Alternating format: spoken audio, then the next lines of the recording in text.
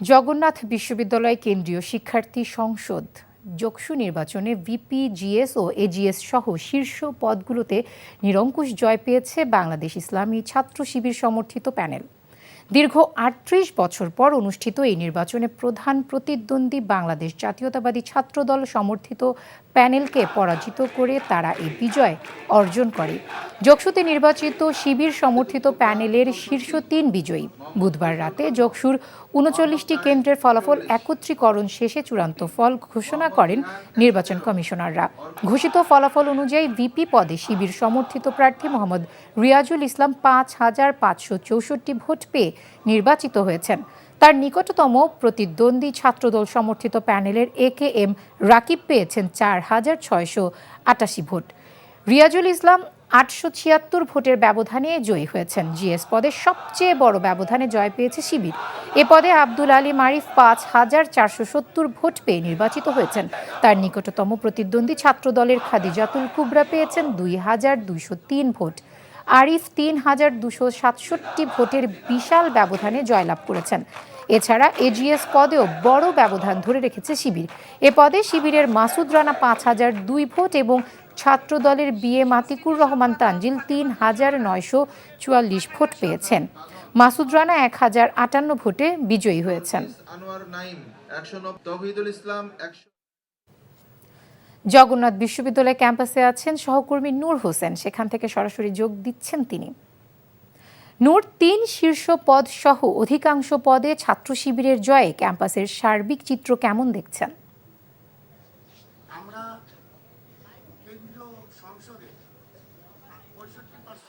আফসানা, জগন্নাথ বিশ্ববিদ্যালয় প্রথমবারের মতো যে ছাত্র সংসদ নির্বাচন হচ্ছে এটির অনানুষ্ঠানিকভাবে পুরো ফলাফলটি আমরা জানতে পেরেছি এবং সেই ফলাফলে ছাত্র শিবির সমর্থিত যে প্যানেলটি রয়েছে সেই প্যানেলের অধিকাংশ সদস্য নির্বাচিত হয়েছেন।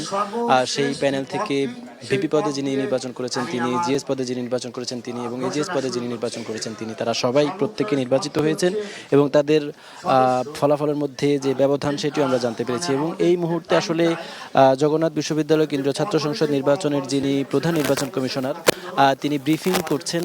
আমরা আনুষ্ঠানিক যে ঘোষণা সেই ঘোষণায় চলে যাব সরাসরি।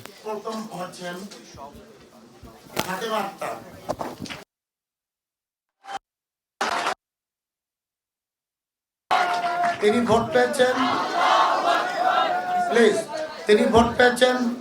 ৩৮৫১। দ্বিতীয় হচ্ছেন মোহাম্মদ আকিব হাসান, তিনি ভোট পেয়েছেন ৩৫৮৮। এখানে প্যানেল উল্লেখ নাই, আমরা প্যানেল হিসাবে আমাদের এই নির্বাচন তালিকায় এইভাবে উল্লেখ ছিল না। আমরা এখানে সকলকে ব্যালট নম্বর দিয়ে নির্বাচন করিয়েছি, সুতরাং প্যানেল আপনারা ঠিক করে নেবেন। তৃতীয় হচ্ছেন শান্তা আক্তার,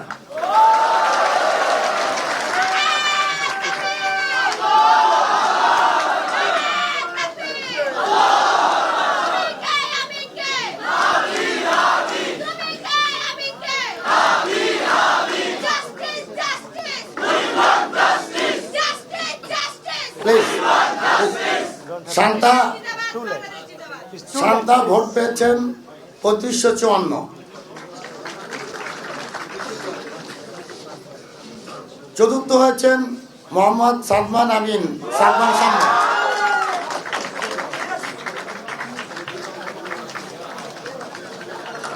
তিনি ভোট পেয়েছেন ৩৩৬০।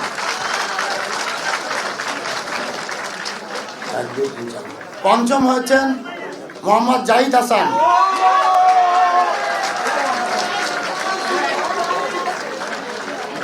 তিনি ভোট পেয়েছেন ৩১২৪। ষষ্ঠ হয়েছেন মোহাম্মদ আবদুল্লাহ আল ফারুক,